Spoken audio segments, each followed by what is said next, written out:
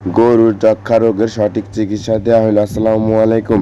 খাদ্য ও শ্বাস প্রশ্বাসের মাধ্যমে এই রোগ ছড়ায়।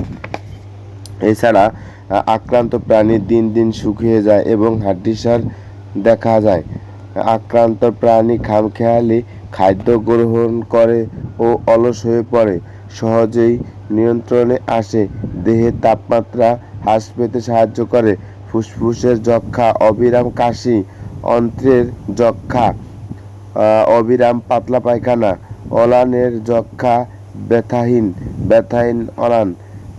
এছাড়া আপনারা এই গরুকে কিভাবে চিকিৎসা দিবেন, কি ঔষধ দিয়ে, এস্টাবেট 100 কেজি বডি ওয়েটের জন্য 10 মিলি, এছাড়া এসপাভেট মারবেন ইনজেকশন 100 কেজির জন্য একটি ভায়াল, কম হইলে 2 মাস পর্যন্ত চিকিৎসা দিতে হবে।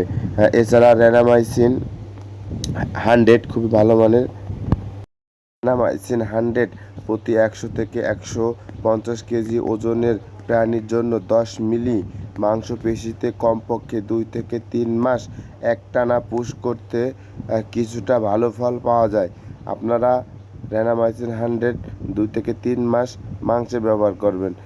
এছাড়া এসপাভেট আপনারা 2 মাস পর্যন্ত মাংসে ব্যবহার করবেন, সাথে অ্যান্টিহিস্টামিন অ্যালারভেট, খুবই ভালো ফল পাবেন ইনশাল্লাহ।